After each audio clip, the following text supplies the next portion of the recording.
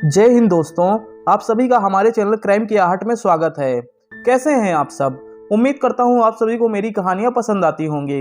आप सभी ये भली भांति जानते होंगे कि प्राचीन समय में पूरे विश्व में राजशाही हुआ करती थी।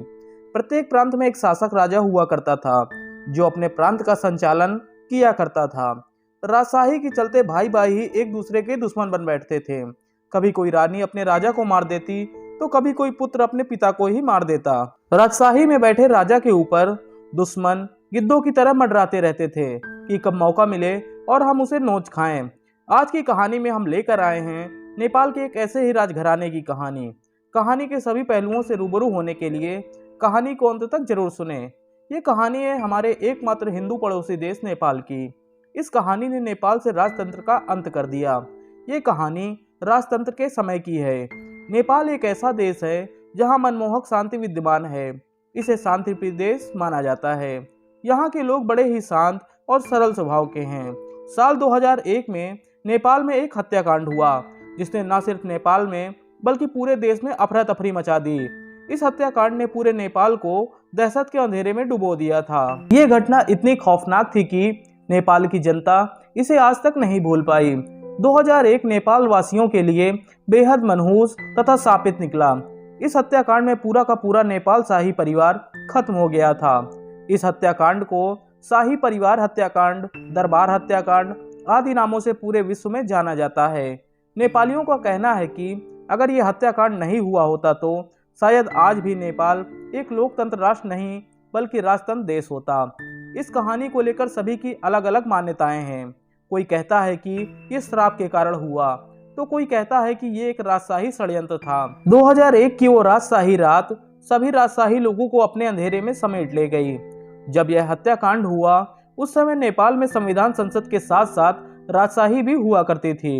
संविधान और संसद के होते हुए भी नेपाल में सबसे ज्यादा शक्तियां नेपाल के राजा के पास हुआ करती थी। नेपाल की जनता अपने राजा को बेहद प्रेम करती थी तथा उनको अपना भगवान मानती थी। इस हत्याकांड में मारे जाने वाले राजा का नाम वीरेंद्र वीर विक्रम शाह था। नेपाल के राजा वीर विक्रम शाह अपनी पत्नी ऐश्वर्या तथा अपने बड़े बेटे युवराज दीपेंद्र वीर विक्रम सिंह, अपने छोटे बेटे निराजन वीर विक्रम के साथ नेपाल की राजधानी काठमांडू के अपने शाही महल नारायण हेती दरबार में रहते थे। युवराज दीपेंद्र सिंह क्राउन प्रिंस थे। नेपाल के अगले राजा दीपेंद्र वीर विक्रम सिंह थे। 1 जून 2001 की रात नारायण हेती महल में त्रिभुवन सदन में एक डिनर पार्टी चल रही थी। इस पार्टी में राजा वीर विक्रम सिंह के परिवार तथा करीबी रिश्तेदारों को मिलाकर 22 लोग उपस्थित थे। इस परिवार में सभी शाही लोग थे। ये एक शाही पार्टी थी। यह प्राइवेट पार्टी थी। इस पार्टी में शाही लोगों के अलावा किसी भी अन्य शख्स को आने की इजाजत नहीं थी। यहाँ तक कि इस पार्टी में कोई सुरक्षाकर्मी भी नहीं आ सकते थे। राजा को उनके बॉडीगार्ड त्रिभुवन सदन के बाहर से ही छोड़कर चले जाते थे। अचानक राजशाही महल से गोली चलने की आवाज आती है। यह गोली की आवाज वहीं से आई थी जहां ये राजशाही पार्टी चल रही थी। जब ये गोली की आवाज महल के सुरक्षाकर्मी सुनते हैं तो पहले तो कुछ समझ नहीं पाते हैं। एक पल के लिए सुरक्षाकर्मी सोचते हैं कि शायद जश्न में किसी ने फायर की होगी। वैसे ही वो खुद को तसल्ली देकर सांस लेते हैं। वैसे ही फिर से गोली चलने की आवाज आती है। इस बार गोलियों की आवाज लगातार आ रही थी। ऐसा लग रहा था कि जैसे कोई आक्रमण करके मशीन गन चला रहा हो। ये गोलीबारी सुनते ही महल के सुरक्षाकर्मी तुरंत महल की ओर भागते हैं। इस बीच लगातार फायरिंग की आवाज आ रही थी। गोलीबारी लगातार 5 से 7 मिनट तक होती है। इसके बाद रात 8:57 पर 2 सिंगल शॉट पिस्तौल की फायरिंग होती है और इसके बाद ये गोलीबारी का सिलसिला बंद हो जाता है। इसी दौरान महल के सभी सुरक्षाकर्मी व बॉडीगार्ड महल के उस कक्ष में पहुंचते हैं जहां से गोलियों की आवाज आ रही थी। महल के सुरक्षाकर्मी व बॉडीगार्ड जैसे ही महल में प्रवेश करते हैं और वहां का मंजर देखते हैं तो उनकी चीख निकल जाती है। उन्होंने जो देखा उसकी उन्होंने कभी सपने में भी कल्पना नहीं की थी। उन्होंने देखा पूरा कक्ष खून से सराबोर था। त्रिभुवन सदन के बिलियर्ड्स रूम में जहां शाही पार्टी हो रही थी उस रूम की फर्श पर 11 लोग खून से लथपथ पड़े थे और अपनी अंतिम सांसें ले रहे थे। जो 11 लोग रूम पर पड़े हुए थे उनमें नेपाल के राजा वीरेंद्र भी थे। ये सब देखकर सुरक्षा कर्मियों ने तुरंत नेपाल नरेश को उठाया तथा कुछ सुरक्षा कर्मी राजा के बाकी परिवार के सदस्यों को खोजने लगे।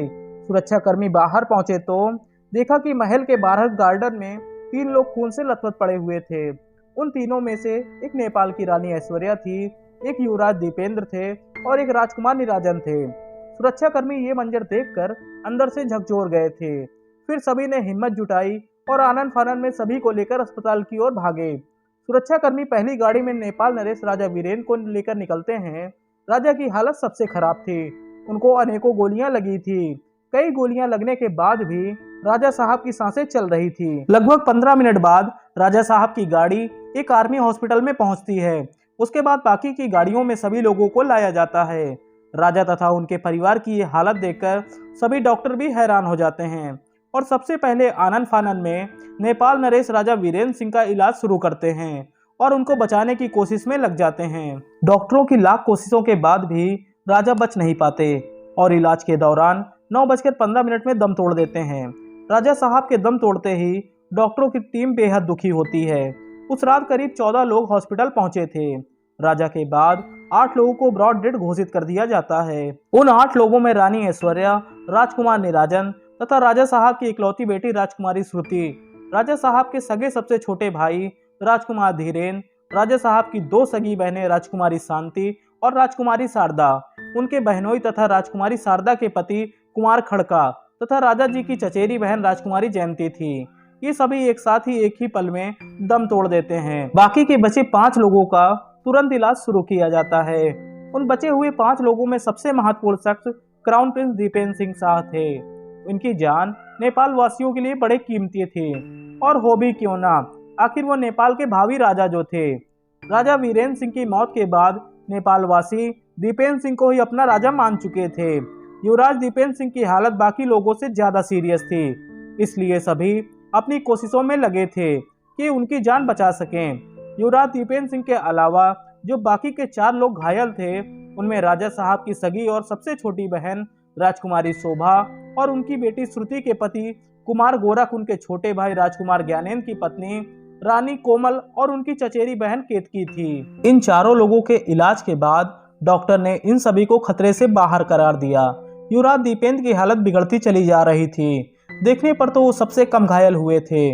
उनको गोली भी सिर्फ एक ही लगी थी, परंतु उनको गोली सीधे सर में लगी थी। इस गोली के सिर में लगने के कारण वो कोमा में चले गए थे। उनकी कंडीशन देखते हुए उनको वेंटिलेटर में रखा गया था। इधर नेपाल की जनता को इस खौफनाक मंजर के बारे में कोई खबर नहीं थी, क्योंकि मंजर के बाद नारायणहेती जाने वाली सभी कम्युनिकेशन लाइनों को बंद कर दिया गया था, जिससे माहौल शांत रहे और जनता का गुस्सा ना भड़के। फिर 2 जून 2001 को घटना के करीब 14 घंटे बाद सुबह लगभग 10-11 बजे नेपाल रेडियो का कार्यक्रम रोककर ये खबर बताई जाती है कि कल रात 9:15 पर राजा वीरेंद्र विक्रम शाह का देहांत हो गया और अब उनके ना रहने पर नेपाल का अगला राजा दीपेंद्र वीर विक्रम शाह को घोषित किया जाता है। इसके साथ ही परिवार के बाकी लोगों की मौत के बारे में भी बताया गया। इस खबर को सुनते ही नेपाल वासी जैसे सुन्न पड़ गए। वो इस खबर पर विश्वास ही नहीं कर पा रहे थे। उनके प्रिय राजा, उनका परिवार अब नहीं रहा। हर किसी के जहन में बस एक ही सवाल था कि कैसे एक ही रात में पूरा परिवार खत्म हो गया। इस खबर के आने से पूरे नेपाल में दुख के बादल छा गए थे। नेपाल वासी अपने राजा को भगवान विष्णु का रूप मानते थे। उस खूनी रात ने उनसे उनका भगवान ही छीन लिया था। सभी को राजा के ना रहने का बेहद गम था। उधर दूसरी तरफ नए राजा दीपेंद्र सिंह अब भी अपनी जिंदगी और मौत के बीच लड़ रहे थे। सभी नेपाल वासी अपनी हर दुआ में अपने नए राजा की सलामती मांग रहे थे। इस हत्याकांड ने न सिर्फ नेपाल बल्कि पूरी दुनिया में सनसनी मचा दी थी। पहले तो इस घटना को एक दुर्घटना बताया गया जो किसी हथियार के स्वतः चलने से घटित हुई, परंतु नेपाल वासी ये मानने के लिए किसी भी कीमत में तैयार नहीं थे। उस वक्त नेपाल के प्रधानमंत्री गिरजा प्रसाद कोइराला थे। उन्होंने भी इस घटना को दुर्घटना ही करार दिया। वो जानते थे कि लोगों में भयानक गुस्सा भरा हुआ है। इस घटना को लेकर उन्होंने सभी से शांति बनाए रखने की विशेष अपील की। इन सब के बाद 2 जून 2001 को राजा तथा उनके परिवार वालों की शव यात्रा निकाली गई। ये शव यात्रा आर्मी हॉस्पिटल से पशुपतिनाथ मंदिर तक ले जाई गई। उस शव यात्रा में पूरा नेपाल शामिल हुआ। हर कोई राजा तथा उनके परिवार को अंतिम विदाई देने आया। सबने अलग अलग तरह से अपना दुख जाहिर किया। नेपाल के लाखों लोगों ने अपने सिर मुड़वाकर अपने दुख का प्रदर्शन किया, तो कुछ लोगों ने मौन धारण करके राजा की आत्मा की शांति के लिए दुआ की। जब लाखों लोगों ने अपने सिर मुड़वाई तो किसी भी नाई ने इसके कोई भी पैसे नहीं लिए। शाम को बागमती नदी के किनारे आर्य घाट पर राजा तथा उनके परिवार वालों का पूरे विधि विधान के साथ अंतिम संस्कार किया गया। अंतिम संस्कार के बाद सभी धीरे धीरे अपने अपने घर चले गए। इधर राजा दीपेंद्र राजा तो बन गए थे, पर वो खुद इस बात से अनजान थे, क्योंकि वो अब भी कोमा में ही थे। राजा दीपेंद्र को इसके बाद कभी भी होश नहीं आया। इसके 2 दिन बाद 4 जून 2001 की सुबह डॉक्टर ने युवराज दीपेंद्र को ब्रेन डेड घोषित कर दिया। नेपाल के राजा का पूरा परिवार खत्म हो चुका था। जनता बड़े सदमे में थी, पर करती भी क्या। नेपाल ने अपने इतिहास में ये पहली बार देखा था जब नेपाल के ऊपर 2 दिन तक एक ऐसे राजा ने राज किया जिन्हें ये पता तक नहीं था कि वो एक राजा हैं। ये शासनकाल नेपाल के राजा दीपेंद्र सिंह का सबसे छोटा शासनकाल था। इन सब के बाद युवराज दीपेंद्र का भी पूरे रीति रिवाज के साथ अंतिम संस्कार कर दिया जाता है। इस घटना के बाद राजा वीरेंद्र के परिवार का कोई भी शख्स जिंदा नहीं बचा था। राजा बीरेंद्र सिंह के छोटे भाई ही बचे थे जो इस गद्दी के हकदार थे। फिर 4 जून 2001 को राजा के छोटे भाई राजकुमार ज्ञानेंद्र को नेपाल का नया राजा बनाया जाता है। वो पिछले 3 दिनों में नेपाल के तीसरे राजा बने।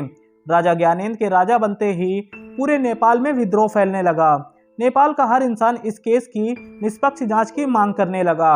हर कोई ये जानना चाहता था कि उस रात नेपाल में क्या हुआ था। लोगों का गुस्सा तथा मांग देखते हुए राजा ज्ञानेंद्र ने एक जांच कमेटी बनाई। इस जांच कमेटी में 2 लोग मेन थे। एक नेपाल कोर्ट के चीफ जस्टिस केशव प्रसाद उपाध्याय थे और दूसरे थे नेपाल संसद के स्पीकर तारानाथ रणभद्र।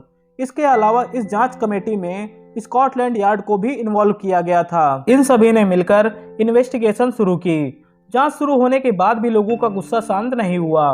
लोगों ने दंगेबाजी, सड़कों पर उतरना शुरू कर दिया था। यहाँ तक कि नेपाल की जनता ने अपने नए राजा का बहिष्कार करना शुरू कर दिया। नेपाल वासी राजा ज्ञानेंद्र तथा उसके परिवार को बिल्कुल भी पसंद नहीं करते थे। नेपाल के नए राजा की छवि भी अच्छी नहीं थी, खासकर उनके बेटे युवराज पारस वीर विक्रम शाह की। राजा ज्ञानेंद्र के राजगद्दी पर बैठते ही युवराज पारस क्राउन प्रिंस बन गए थे। पूरे नेपाल वासी पारस को एक बिगड़ा अय्यासी समझते थे। इन सब के ऊपर युवराज पारस के ऊपर 2 अपराध के इल्जाम भी लग चुके थे। एक बार युवराज पारस ने नशे की हालत में नेपाल के एक मशहूर सिंगर के ऊपर गाड़ी चढ़ा दी थी और एक बार उन्होंने एक शख्स पर गोली चला दी थी और इन दोनों केसों में उन्हें कोई भी सजा नहीं मिली थी। नेपाल वासी युवराज पारस को अपना अगला राजा बिल्कुल भी मानने को तैयार नहीं थे। इसीलिए नेपाल वासी राजा ज्ञानेंद्र का बहिष्कार कर रहे थे। लोग अपना प्रदर्शन लगातार करते रहे। उधर इसी बीच लगभग 1 हफ्ते की छानबीन के बाद तथा उस घटना में बचे लोगों तथा सुरक्षा कर्मियों की गवाही पर ऑफिसर्स ने एक रिपोर्ट तैयार की। उस रिपोर्ट में जो कहानी सामने आई वो कहानी शुरू होती है राजघराने की एक परंपरा से। शाही परिवार की एक परंपरा थी कि वो लोग हर महीने के पहले तथा तीसरे शुक्रवार को एक राजशाही डिनर पार्टी करते थे। इस पार्टी में परिवार के अलावा सभी राजशाही लोग शामिल होते हैं। 1 जून 2001 महीने की पहली तारीख भी थी और दिन शुक्रवार भी था। शुक्रवार की ये पार्टी कोई शाही सदस्य ही देता था। इस 1 जून की पार्टी का सारा अरेंजमेंट क्राउन प्रिंस दीपेंद्र ने किया था। इस पार्टी की तैयारी उन्होंने बड़े ही विशेष तरीके से की थी। 1 जून को नारायण हेती दरबार में सबसे पहले युवराज दीपेंद्र ही पहुंचते हैं। वहां पहुंचकर वो सारी चीजों का मुआयना करते हैं। फिर वो बिलियर्ड्स रूम में जाते हैं। उसके बाद वो बिलियर्ड्स के कुछ शॉट्स खेलते हैं। उनके बाद राजा बीरेंद्र के बहनोई राजकुमार महेश्वर प्रसाद सिंह त्रिभुवन सदन पहुंचते हैं। ये सबसे पहले मेहमान थे। उनको देखकर राजकुमार दीपेंद्र ने उनका स्वागत किया तथा एक पैक बनाकर उनको दिया। थोड़ी देर बाद रानी ऐश्वर्या तथा राजा बीरेंद्र की तीनों बहनें वहां पहुंचती हैं।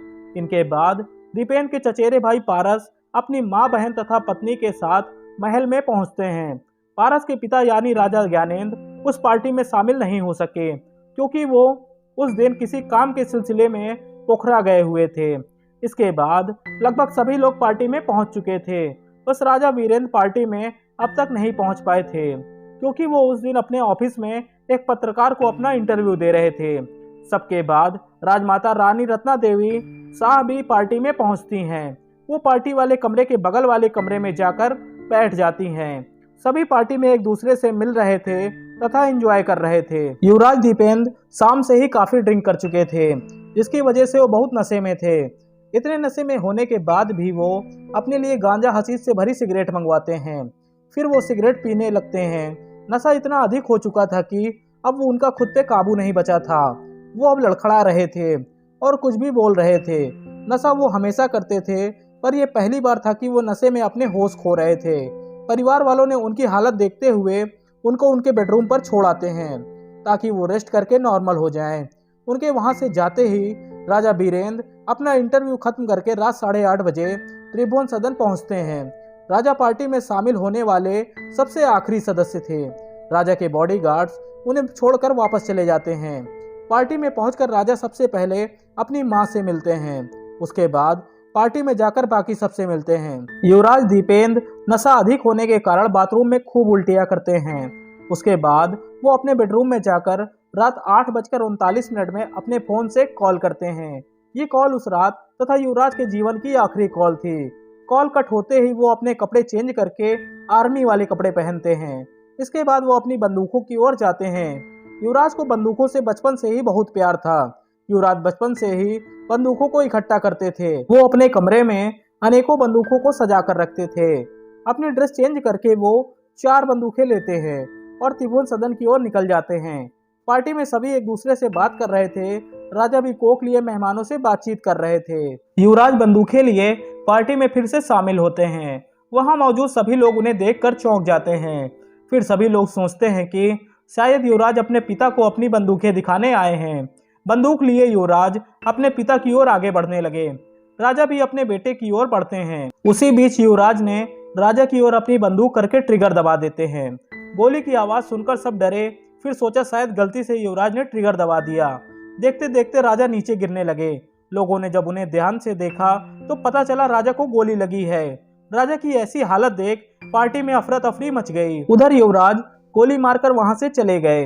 युवराज के जाने के बाद सभी ने राजा साहब को संभाला और पार्टी में मौजूद डॉक्टर राजीव शाही ने अपना कोट उतारकर राजा की गर्दन पर लगा दिया ताकि खून ना बहे।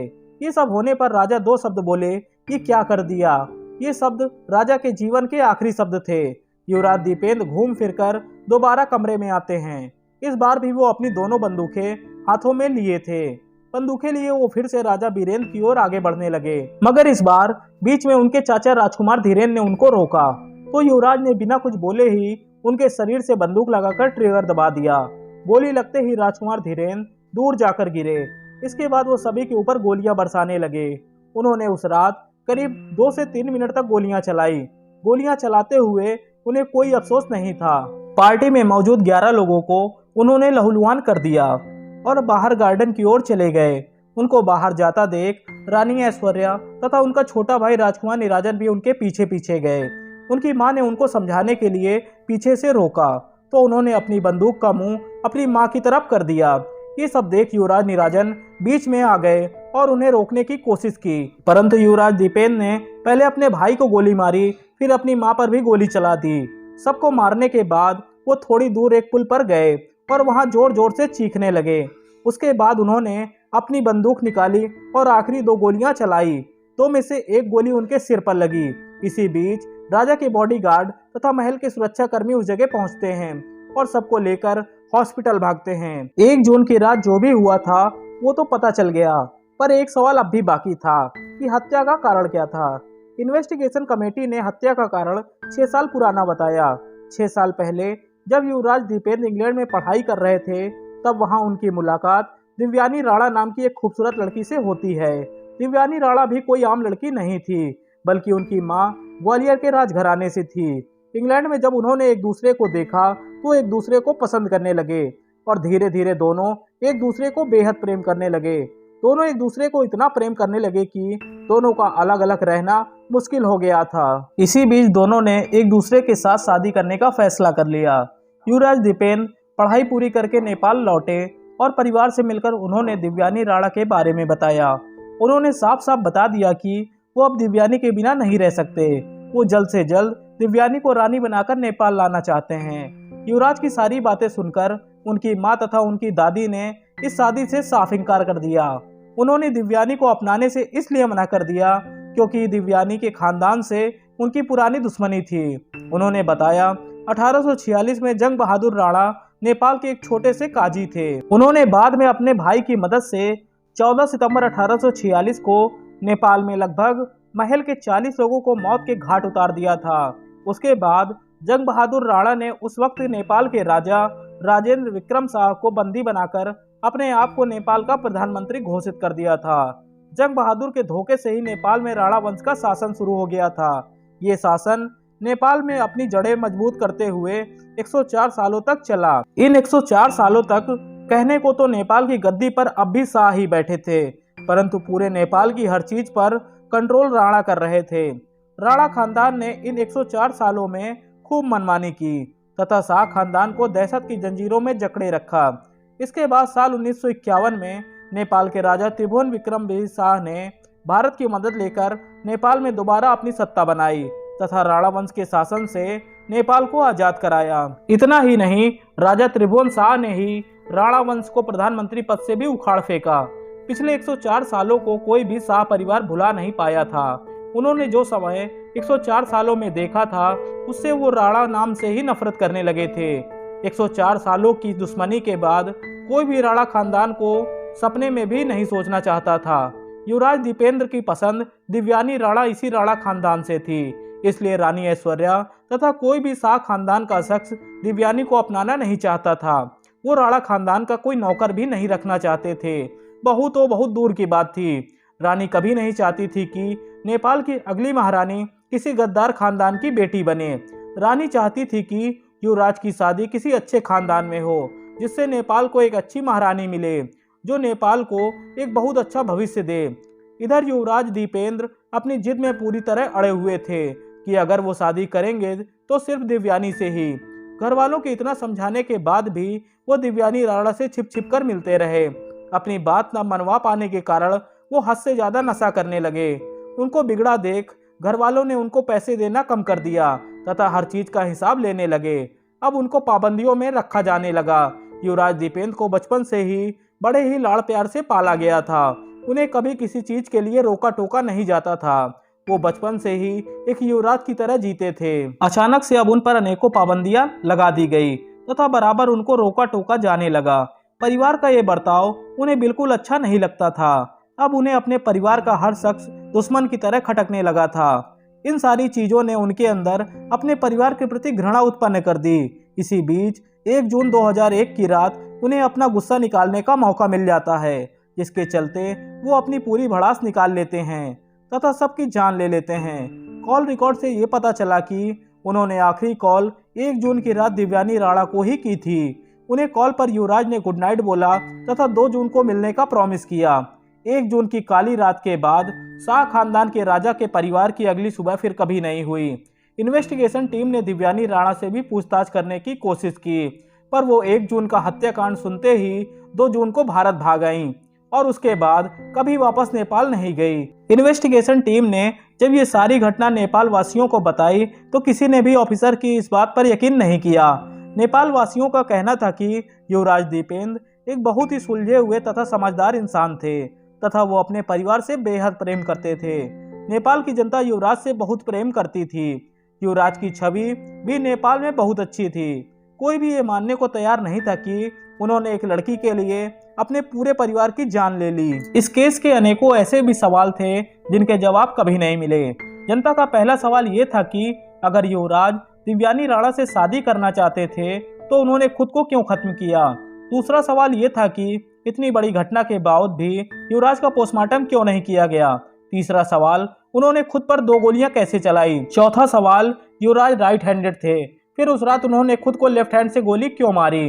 पांचवा सवाल सबसे अहम सवाल था, इतनी बड़ी घटना को 1 हफ्ते की जांच के बाद ही क्यों खत्म कर दिया गया। इतनी बड़ी घटना के बावजूद किसी भी चीज की फॉरेंसिक जांच क्यों नहीं की गई। 1 गोली के बाद कोई भी सुरक्षाकर्मी तुरंत त्रिभुवन सदन क्यों नहीं पहुंचा। इस तरह के अनेकों सवाल आज भी नेपाल वासी अपने अंदर लिए घूमते हैं। आज तक इन सभी सवालों के किसी ने कोई उत्तर नहीं दिए। कई लोगों का यह भी कहना है कि इस घटना की वजह दिव्यानी राणा नहीं थी, इसकी वजह राजा वीरेंद्र सिंह के राजनीतिक फैसले थे।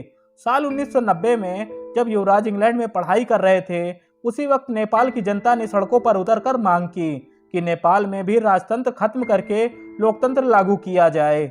राजा बीरेंद्र अपनी जनता से बेहद प्रेम करते थे तथा वो बड़े ही समझदार इंसान थे, इसलिए उन्होंने जनता की मांग सुनी तथा नेपाल में भी राजशाही को खत्म करके संवैधानिक राजशाही को लागू कर दिया तथा पूरी जनता को चुनाव लड़ने और लोगों को अपनी मर्जी से प्रधानमंत्री चुनने का हक दे दिया।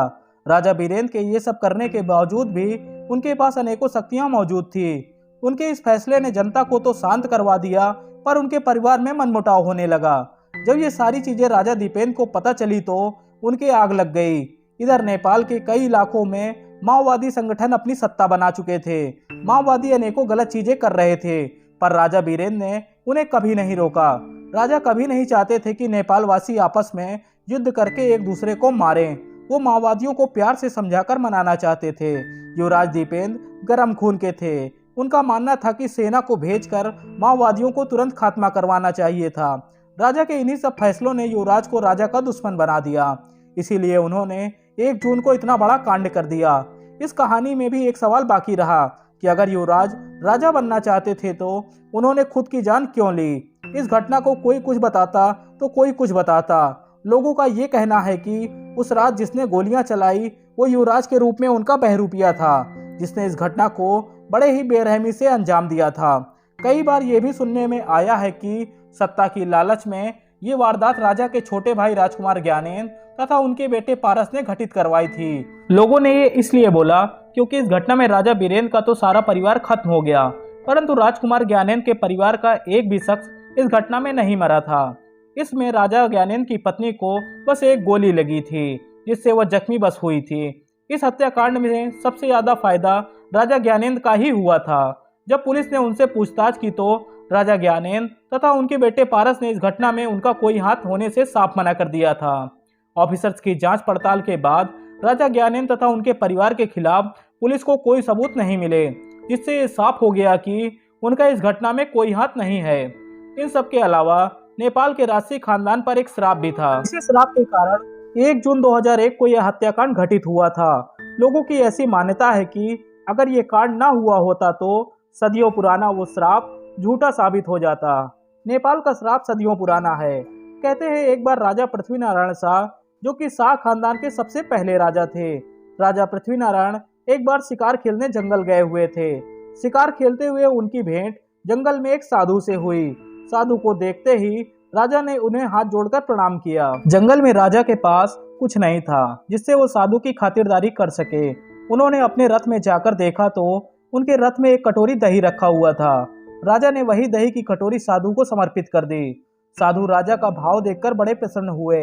उन्होंने राजा से दही लेकर उसे थोड़ा सा खाया और बची हुई दही राजा को वापस कर दी।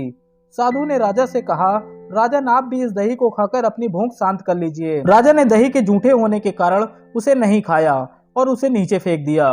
वो सारी दही जाकर राजा के पैरों पर जा गिरी। ये सारा दृश्य देखकर वो साधु बहुत क्रोधित हुए। गुस्से में उन्होंने राजा से कहा, तुमने मेरा अपमान किया है। इसके बाद साधु ने राजा को श्राप दिया कि ये शाह वंश नेपाल पर अपनी अगली 10 पीढ़ियों तक ही राज करेगा। शाह वंश का 11वां राजा नेपाल का आखिरी राजा है। राजा श्रापित होकर चुपचाप महल लौट आए। साधु के श्राप के हिसाब से राजा बीरेंद्र शाह वंश के 10वें शासक थे।